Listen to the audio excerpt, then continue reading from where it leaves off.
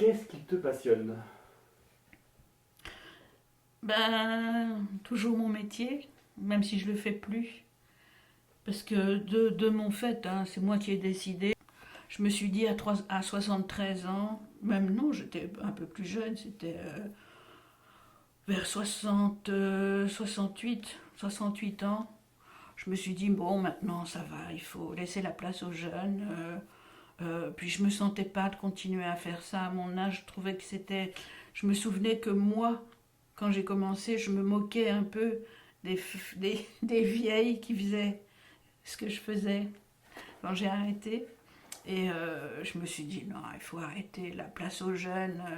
Et je ne regrette pas du tout, mais c'est vrai qu'il y a des moments où je suis un peu nostalgique quand même.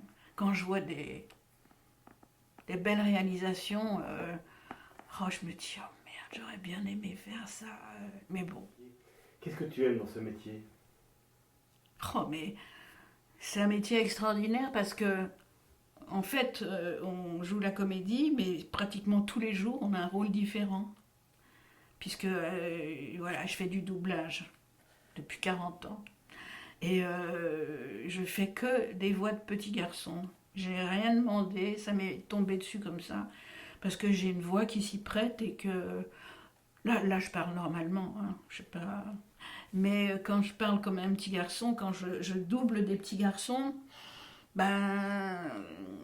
Jamais personne n'a dit ah, mais non, mais c'est pas un garçon, c'est une femme. Alors qu'il y en a d'autres, souvent ça fait un peu truqué. Moi, ça a jamais fait truqué, je sais pas pourquoi, hein, c'est comme ça. Et c'est vrai que des fois, quand je vois des rôles, des jolis rôles, je me dis, oh là là, qu'est-ce que j'aurais bien aimé faire ci, faire ça. Mais j'ai fait des très belles choses. Je peux vous dire ce que j'ai fait. Alors, j'ai d'abord commencé par faire une série mythique qui s'appelle Les Cités d'Or, où je doublais Esteban, qui est le personnage emblématique de la série. Ça c'est tout à la même époque, hein, parce qu'il y a eu une vague comme ça de doublage qui est arrivée avec tous les mangas, où il y avait eu Ulysse 31, Capitaine Flamme, toute cette série de mangas. Donc moi j'ai fait Les Cités d'Or, c'est pas un manga, mais bon, au même moment j'ai fait Jeanne et Serge, où je doublais Jeanne. Euh, J'en ai fait tellement. Arnold et Willy, qui n'était pas un dessin animé, mais là je doublais Arnold. Puis plein d'autres trucs. J'ai fait Jean-Christophe dans Winnie l'ourson. Au début, ils ont pris le parti pris de prendre un vrai petit garçon. Et après, j'ai fait des films cinéma aussi. J'ai fait Shining ou Red Ram. J'ai fait ça. Euh, j'ai fait Indiana Jones et le Temple maudit. Dr. Jones. Qu'est-ce que j'ai fait d'autre bon, les derniers que j'ai fait, Love Actually, qui passe pratiquement tous les ans à Noël, où je faisais le petit Simon. 7 ans au Tibet avec Brad Pitt. Le film de Jean-Jacques Hano où je doublais le Dalai Lama. Et j'en ai fait. J'en ai fait pas mal, quoi. Si ça intéresse quelqu'un, il suffit d'aller sur internet et de taper mon nom sur Wikipédia. Et là, il y a tout ce que j'ai fait parce que je me souviens pas de tout. On va revenir un tout petit peu au début du doublage. Donc tu as fait Vibre d'acier, la chanson, Le le générique, générique. ouais, Et ouais. comment ensuite ça s'est enchaîné? Ça s'est enchaîné parce que la Belgique c'est tout petit, il y a peu de produits à doubler, donc c'est du bouche à oreille, hein. Et après ils m'ont appelé pour une autre série où c'était un petit garçon. Je sais plus du tout ce que c'était, hein. J'ai fait deux trois trucs en Belgique. Et après, après c'est une longue histoire. Donc entre-temps j'avais quitté le marchand de tableaux, on va dire. Et j'ai rencontré quelqu'un d'autre, que je connaissais déjà d'ailleurs, mais qui ne m'intéressait pas du tout. Et puis je ne sais pas pourquoi je l'ai revu après, et j'ai eu un coup de foudre. Et on a vécu ensemble pendant 25 ans. Et il a fallu un moment qu'on vienne en France. Donc on est venu à Paris et complètement désargenté, mais alors complètement, on a vivait dans une chambre de bonne rue Legendre, près de la place Clichy, comme deux malheureux. Et ce studio appartenait toujours à mon amie qui habite à Bali maintenant. Et elle était comédienne aussi, donc il y avait un annuaire des spectacles. Donc j'ai commencé à regarder ça et j'ai trouvé des numéros de téléphone de studios de doublage. J'ai appelé un studio en prenant ma petite voix. Je dis est-ce que vous cherchez des voix d'enfants pour du doublage? Je dis oui, pourquoi? J'ai dit ben, j'en ai fait un petit peu, voilà, j'en referai bien, tout, avec un côté un peu désinvolte, alors qu'il fallait vraiment qu'on gagne des sous quoi, pour manger. Et donc ils m'ont appelé, j'ai fait un truc et du jour au lendemain, c'est comme ça que j'ai plus arrêté parce que c'est du bouche à oreille beaucoup. Hein. J'ai fait de la pub aussi, je me souviens de la première pub que j'ai faite, c'était avec le comédien qui faisait Colombo, la voix de Colombo, Serge Sauvion. Et je me souviens le patron de la boîte, c'était, pour ceux qui connaissent, Daniel Cauchy qui a tourné pas mal avec Eddie Constantine et tout. Et c'était Daniel Cauchy, et je me souviens, c'était la pub pour une petite voiture, c'était au moment de Noël, ça s'appelait Dune Cruiser de Joustra. J'ai fait cette pub, et après, il a regardé Serge Sauvion, il a dit eh ben mon vieux, si maintenant il faut faire venir le talent de Belgique. Et donc, du bouche à oreille, ça a continué comme ça. Et donc, j'ai fait ça pendant 40 ans. Donc, je travaillais tous les jours, mais c'était même parfois, ils se téléphonaient entre eux pour dire est-ce que tu peux me laisser, Jackie Berger, une demi-journée. Je ne dis pas ça pour me vanter, mais c'est pour dire qu'à l'époque, c'est vrai, je travaillais énormément. Et il y avait que moi, en fait, qui faisait ça. On était peut-être deux. Après, il y a une autre comédienne qui est arrivée, qui est une amie, qui s'appelle Brigitte Lecordier, qui fait la voix de Oui Oui, de Dragon Ball Z, enfin, qui fait les voix de tout petit. Elle faisait pas les voix plus âgées. Moi, je préférais faire des voix un peu plus âgées. Et puis, il y en a eu d'autres qui sont arrivés, puis il y a des jeunes, des nanas qui sont arrivés. Donc, c'est pour ça qu'à un moment, j'ai dit maintenant, stop, quoi. Place aux jeunes. Et il se trouve que ma fille fait la même chose que moi. Mais pas du tout de voix d'enfant. Elle a horreur de ça. Mais là, elle cartonne en ce moment. Donc voilà, je suis très fière. Parmi tes créations, quelle est ta plus grande fierté? Je crois que ouais, c'est en doublage. C'est quand j'ai doublé 7 ans au Tibet.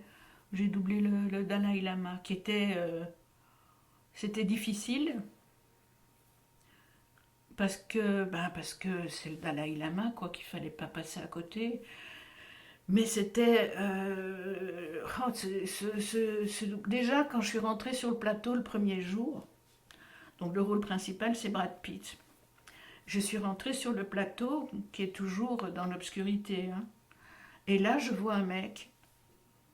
Je me dis, mais c'est Brad Pitt qui se double lui-même. Et en fait, c'était Jean-Pierre Michael, qui était, pour les besoins d'une pièce qui jouait à la Comédie Française, je crois, qui s'était teint en blond, et il avait la coupe de Brad Pitt.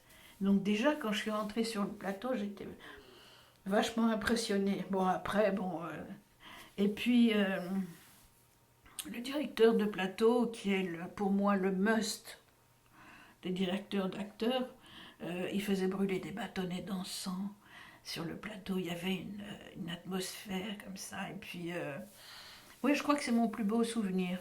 C'est pas une création, ce n'est que du doublage. Mais bon, pour moi, c'est créé quand même. Hein. En fait, le doublage, ce qu'on nous demande avant tout, c'est de reproduire exactement, fidèlement, ce que l'autre a fait dans une autre langue. Mais il y a quand même une part de création, je crois. Alors pour tous ceux qui ne connaissent pas le doublage, est-ce que tu peux expliquer comment un petit peu ça fonctionne, le doublage? Alors le doublage, c'est donc un film étranger. Et il y a l'image qui est découpée. Alors moi, je parle de quand j'ai commencé, mais c'était il y a longtemps. Hein. C'était le film était découpé en boucle en fait, mais vraiment une boucle qui était collée, donc il y avait l'image et il y avait le texte qui était calligraphié sur une autre pellicule. Et donc ces deux trucs-là passaient en même temps.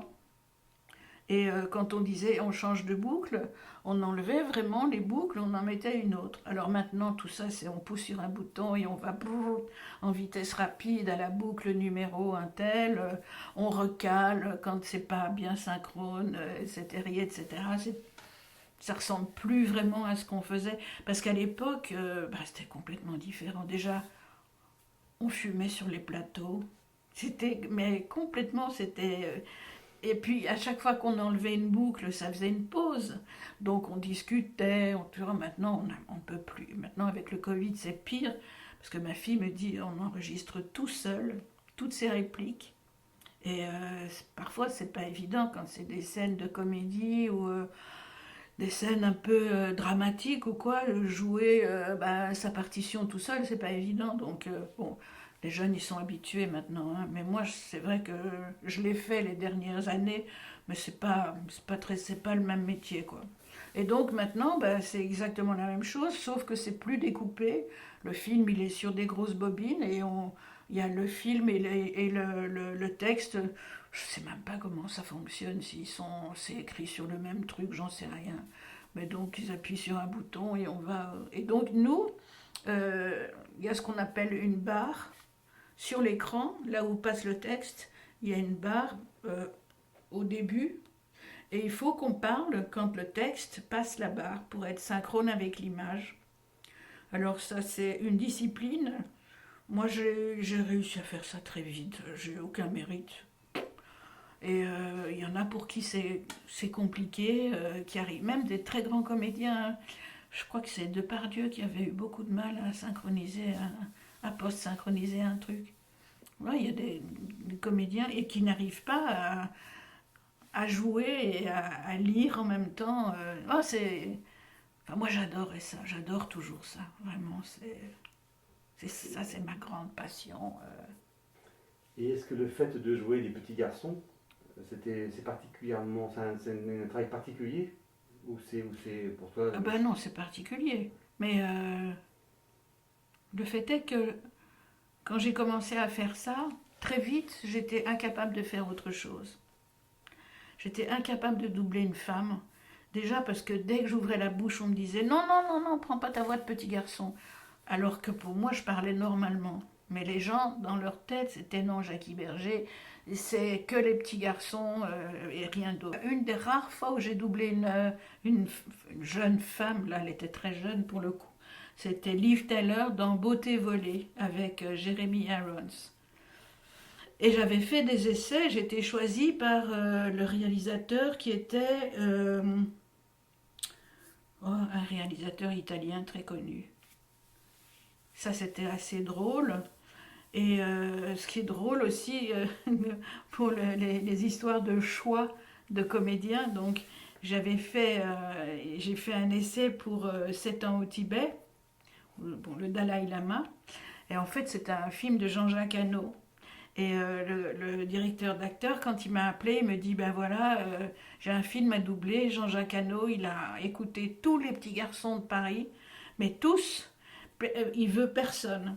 Est-ce que tu veux bien faire un essai? Parce que, ironie du sort, j'avais rencontré il n'y a pas longtemps ce directeur d'acteur, et je lui avais dit, voilà, je fais que des voix de petits garçons, j'aimerais bien passer à autre chose. Moi, là, mon âge, j'aimerais bien maintenant faire des voix de femmes. Et il me dit, on ne se connaissait pas. Il me dit, je prends note. Et puis je crois qu'il s'était renseigné de savoir ce que j'avais fait ou quoi. Et il m'appelle, il me dit, ironie du sort, Jackie, Jean-Jacques Hano cherche un petit garçon. Il me dit, est-ce que vous voulez bien faire un essai? Je dis, oui, bon, je veux plus faire ça, mais ok, d'accord, Jean-Jacques Hano. Donc je fais l'essai et il me glisse au milieu d'autres enfants. Et pareil, hein, moi je n'ai pas assisté, mais c'est pas du tout un menteur le gars, le directeur d'acteur. Et il me dit, Jean-Jacques Hano, quand il a entendu ta voix, il a dit stop, stop, c'est le Dalai Lama, c'est cette voix-là, je sais pas qui c'est, je m'en fous, mais pour moi c'est la voix du Dalai Lama. Donc ça nous a toujours fait rire ce truc. Et puis d'autres choses aussi, des anecdotes de studio où le réalisateur ne voulait absolument pas de femmes sur les voix d'enfants, sur les voix de petits garçons. Et je me souviens un jour, on enregistrait. Et alors, sur le plateau, il y a ce qu'on appelle la cabane. Ça se fait encore. Je ne sais pas si ça se fait encore maintenant. En fait, c'est un endroit qui est. Il y a un tissu, c'est comme une cabane, parce que ça fait un son différent. Alors maintenant, je ne sais plus si c'est pour les sons intérieurs ou extérieurs. On nous dit, tu es en cabane. Et là, on était en train d'enregistrer et il y a le réalisateur qui arrive. Et moi, je doublais. On m'a dit, allez, mets-toi dans la cabane, mets-toi dans la cabane. Et donc, ils ont repassé des boucles que j'avais enregistrées et ils disaient, oh, il est bien ce petit garçon, il est vraiment génial et tout. Et moi, j'étais dans la cabane. Bon, c'est des anecdotes, c'est rigolo, quoi. Est-ce que tu peux nous raconter un moment de grande satisfaction professionnelle? Ben, j'en ai eu plusieurs, en fait, parce que quand on nous demande de faire des essais pour un rôle important, ben, il faut attendre qu'on ait la réponse du client. Et c'est vrai que plusieurs fois, bon, on m'a dit, bon, ben, t'as été choisi, c'est toi qui fais le truc. Ah, oh non, c'est trop bien, c'est génial. T'as la perspective de faire un beau rôle.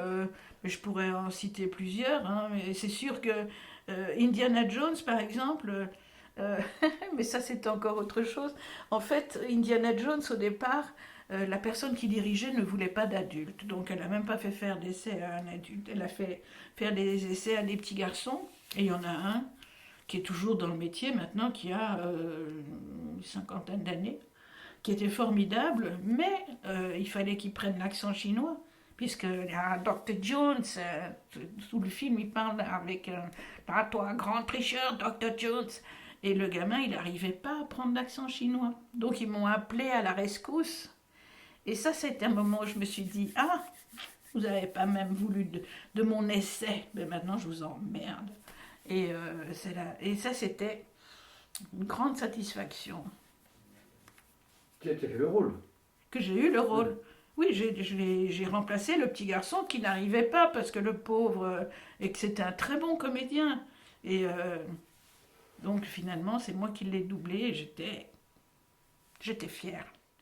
À force que les gens me disent t'as fait ça, mais t'as bercé mon enfance. Il y a énormément de gens, enfin des gens maintenant qui ont bah, l'âge des enfants de mon mari, quoi, qui ont une petite quarantaine, qui me disent mais non, mais t'as bercé mon enfance. Donc je me dis bon, bah, socialement, j'ai quand même j'ai servi à quelque chose. Et des fois, j'ai des témoignages. Un garçon qui me dit un jour, mais c'était un comédien, et il me dit, mais tu sais que avant de t'écouter, avant de regarder Arnold et Willy, je ne parlais pas. Mes parents m'ont abandonnée, j'étais élevée par ma grand-mère et je ne parlais pas. Et à force de regarder, c'est grâce à Arnold et Willy que j'ai commencé à parler. Alors, il m'a pas donné d'explication pourquoi, mais il dit, mais tu m'as vraiment, c'est grâce à toi que j'ai commencé à parler. Alors, je me suis dit, bon, bah, il servi à quelque chose quand même. Puis, bah, c'est vrai que j'ai tellement de témoignages des gens qui sont tellement, qui me disent, oh, merci pour tout ce que tu as fait, et tout. Ouais, il y a vraiment des gens qui me remercient, donc je me dis, bon, t'as servi un peu à quelque chose. Tous les enfants qui se pressaient de rentrer de l'école pour regarder les cités d'or, pour regarder des trucs que j'ai doublés, Winnie l'ourson pour les tout petits. Euh, ouais, je me dis que je pense que c'est un petit rôle social quand même.